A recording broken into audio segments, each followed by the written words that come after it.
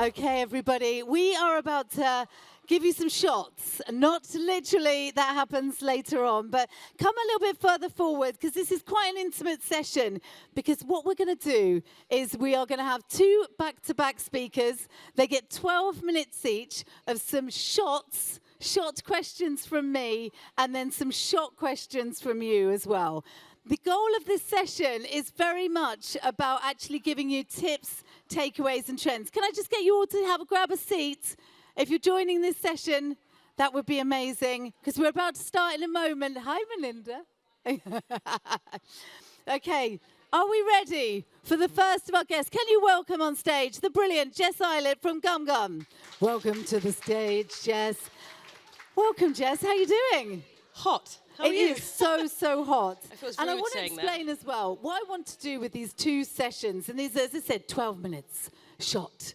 Then you ask questions, shot. And it's a little bit like that. And it's takeaways, knowledge, and leaving with tips. And I've picked two speakers this morning, two guests this morning, and two guests at 3:10 this afternoon that each brings something different. And today's ones are really going to appeal to the brands, the agencies, and the publishers. We've got it all for you. Just raise your hands if you're more on the brand side, so I can see. We've got some brands in the room. Agency side. So we've got publishers in the house. And we've got adtech. And anyone else that just drifted off the street. Okay, wonderful. First up, Jess, you're going to be talking all about 3 C's. Contextual, creativity, and also, oh my goodness, content as well, the 3 C's. So keep that in mind, the 3 C's. And this is going to be, you're going to reveal so much about that. But first, I want to give you a challenge. 60 seconds to explain who you are, your company, and how you got started in the advertising industry. I thought I'd start with that shot. Okay. Go for it.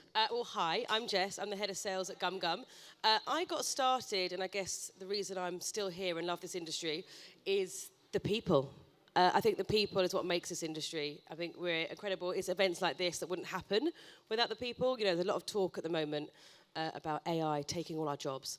But quite frankly, that's not possible. Events like today wouldn't happen. The things we do, the conversations we have, the things we create are all down to the amazing people that are in this industry. And that's why I started and why I'm still here. It's really interesting. I did a panel yesterday, which was human versus AI, the magic touch. And I made the audience raise their right hand if they were pro-human, left hand pro-AI, and raise both hands in the air like you just don't care if it's human and AI. And of course, the whole audience used both arms because it's a mixture of both. And we know that AI is impacting so much of the industry, but I'm curious with regards to 3 C's, the contextual, creativity, and content.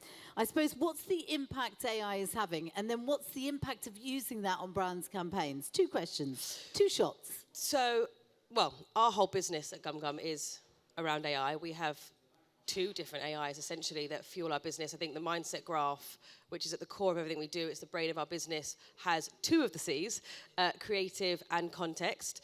They are the underpin, they are everything to do with our business. And then we have the last thing, which is attention. So I think for us, AI is huge. It is the reason we are as big as we are. You know, our contextual intelligence has been around for 16 years. It's one of the most accurate out there because of how long it's been around. So I think that sort of AI plus human interaction is what sort of fuels everything that we do. But yeah, context, creative, and attention and content, the 3 C's plus an A, is what's really important for us. I love that. And actually, I want to dig a little deeper into contextual because we had some brands put their hands up. Why is contextual, I suppose, resonating so well with brands? It's an interesting one. Look, context isn't new. It's been around for a really long time. You know, probably since the beginning of advertising, context has been a key strategy. You know, you look back at print, TV, it's always been the bedrock of what we've always done. But I think what's different now, why there's a hype around it, why it's resonating more with brands, is we're finally doing it right. You know, as a business as well at GumGum, we are able to accurately contextualize our audiences based on their current mindset rather than past behaviors and stereotypes. And I think that is why, finally, people are getting excited about contextual 3.0, which is obviously the new buzzword of 2025. I love it. And put a 3.0 behind anything, and it just and makes it exciting. Shiny and new. Okay, so I want to ask, I mean, a lot of us are under pressure in the industry for performance, and everything's got to show performance. Specifically for ad campaign performance, are the 3 C's, how are the 3 C's impacting it for good? Look, I think we talk about it a lot when we talk to our brands and our agencies, but they are integral to each other. They work, they have to work together. I talk about it quite a lot, but you can have the best contextual strategy in the world, but if your creative is pants and no one wants to look at it, it's not going to work, and vice versa. You can have the best creative, but if you're putting it in irrelevant environments, again, it's not going to have the impact you want. So I think they need to work hand in hand together to really supercharge any campaign, and that's when you're really going to get the performance you want. It's a really fair point. And just a reminder, everybody, I'm going to come to you very shortly for some shots from you. So please put them in the app. You just go to the session that we're in right now and add your questions, and I'm going to come to them. I'm asking always within these sessions is a little bit of a triple shot, triple whammy. Top tips for making that you think that are going to make that hit your top 3. Oh, I mean, I've got to do a shameless plug for the mindset graph, surely. I think, look, everyone is leaning in a bit more to contextual context, that synergy between the two of them, content, the 3 C's. For us, measuring it by our attention is key. But I think the triple whammy is really to test it, see what it works, see if there is a link between your creative and your content, and to see how that actually works through to your measurement. They liked it. They loved it. I was going to say they were all over that I can leave shit. now. Brilliant. So I don't know if you've seen, but today's lineup is sports mad. There's some amazing pool swimming coming up. So I was curious, whether you're a sports brand or a tech brand, as to the 3 C's, how they play their role, and if there's nuances, and maybe in that each one needs to take into account. So if we've got sports brands, or if you are a sports brand or a tech brand, or different companies, what the nuances are. What are there? I think the nuances come down to the creative you use and where you're putting that creative. So not all creative is equal. You need to make sure if you're running it in social, you have a certain creative, and contextually in news, it might be something different. So I think it's making sure you're test and learning all the time and actually measuring it with something that can really show its value. So for instance, for us at GumGum, we measure it with attention, so we can actually really show that human interaction. And I think that's where the nuances come down to, actually making sure your creative is running in contextually relevant environments, but tweaking that creative to make sure it's getting the impact it deserves. Perfect. Are you ready for your triple shot? Because I got 3. I'm terrified. I'm going to say thank you to my audience for giving me a triple shot, because it kind of worked with the title. Question 1 on your shot. What is the key to getting contextual and creative working in harmony? From Amber O'Neill. Thank you, Amber. There's Amber. Thanks, Amber. To working in harmony, I guess, so it's to use the data behind it. So I keep talking about us at GumGum because this is the bedrock of what we do. But we have got hundreds of thousands of creative, and the data behind it fuels our next creative that we make, and we can really start to understand where a tech ad should be contextually versus an autos versus a sports brand. And I think making sure that you're utilizing not only the contextual intelligence data, but also your creative data to really understand where it's working and then measuring it correctly. Perfect. Second shot. Ready? Not really. This is from, let's have a look. This is from Sherry. Who is getting contextual right? Can you shout out some key campaigns? Thank you, Sherry Barno. Good question. Do you know something? We've just done a really big campaign. So one, there's 2. Allwyn do it incredibly well. They do it on last minute as well, obviously very reactive. So to get that right and to get the impact that they do is incredible. But also we work with Elf, who have just done a big campaign. I'm going to get some of this wrong, but they just did a big campaign, had a big contextual focus, and it was called So Many Dicks. And the reason for that, bear with me, this is going somewhere, is because they were trying to prove and validate that there was more men named Richard, Rich, can't think of anything else, Dick, in US boards in America than there were of any other underrepresented groups.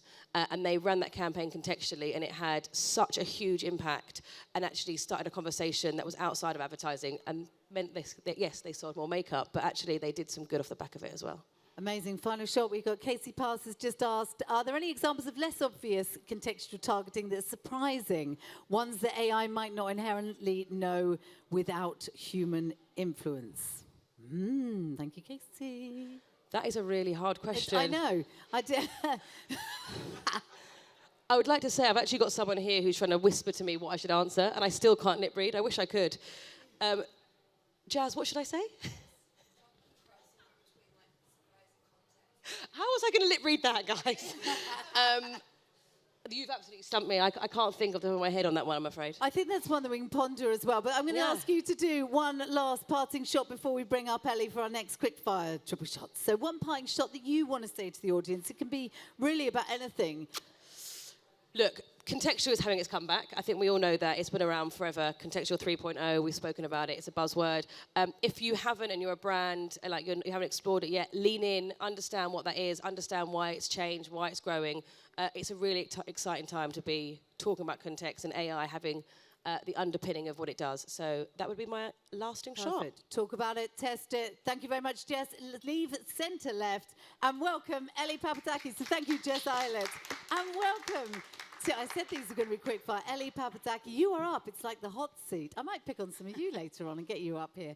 So I wanted to turn to a publishing expert. And honestly, Elli knows publishing like inside out. And we're going to talk curation, tech, and thriving as a female in tech industry as well. So you're SVP of Global Supply at Onetag, but you're going to get the first challenge as well. 60 seconds to say who you are in your company. I've just done that for you. Thank you, Julia. And what you love about publishing and tech industry. Go, Elli. So Julia did half of the work for me. Thank you, Julia. Publishing, I spent about 15 years in it. It's dynamic, it's creative, it's all about storytelling.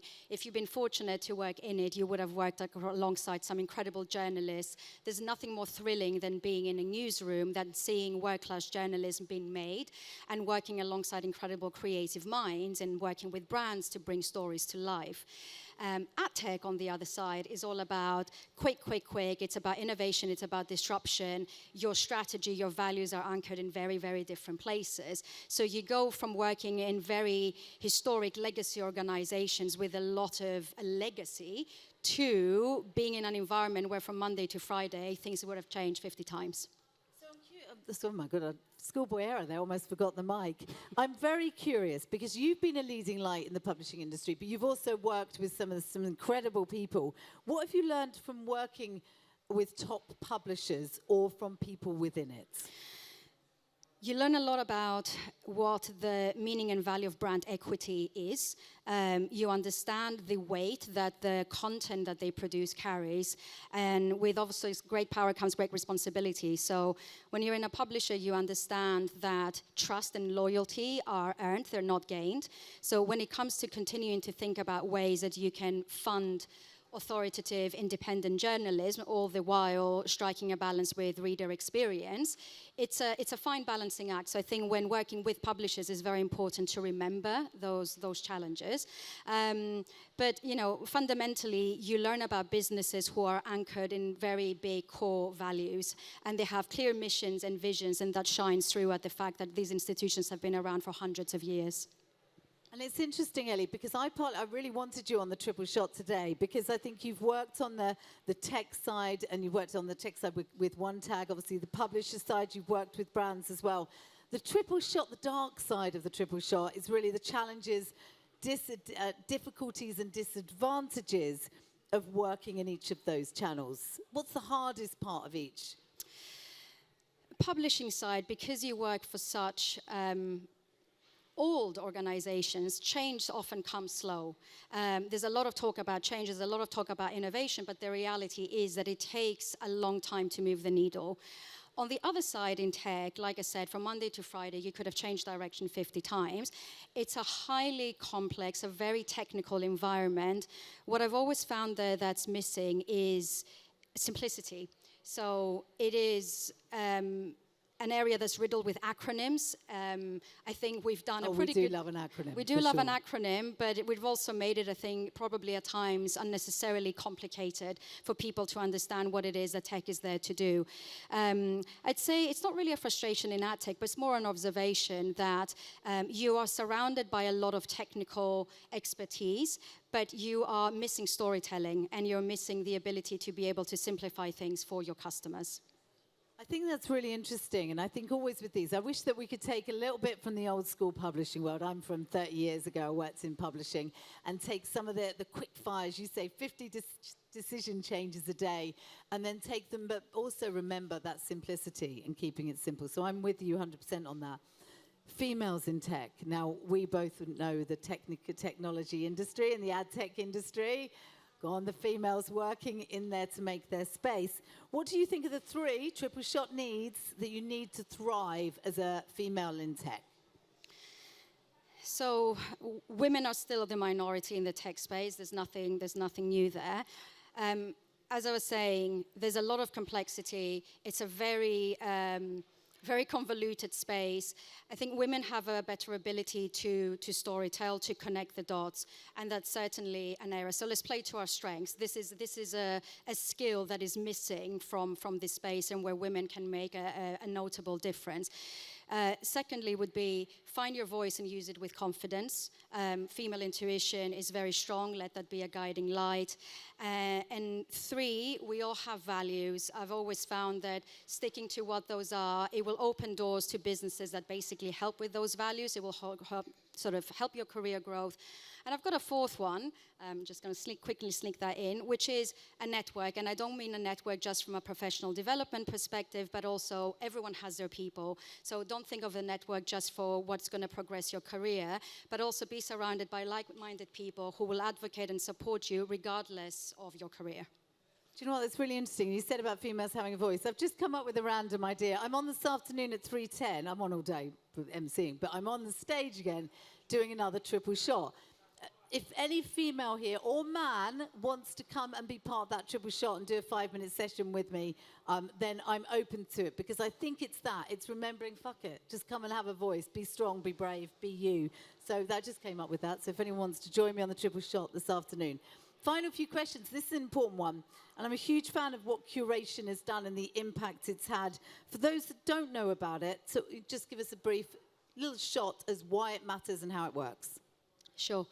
So very, very simplistically, without going into the technical jargon that I was just referencing, it is a much better, a more efficient way of buying in the open auction. So historically, the decisioning was made on the buy side. There was only so much capacity that they had in order to process information and to decide what inventory it was that they're buying.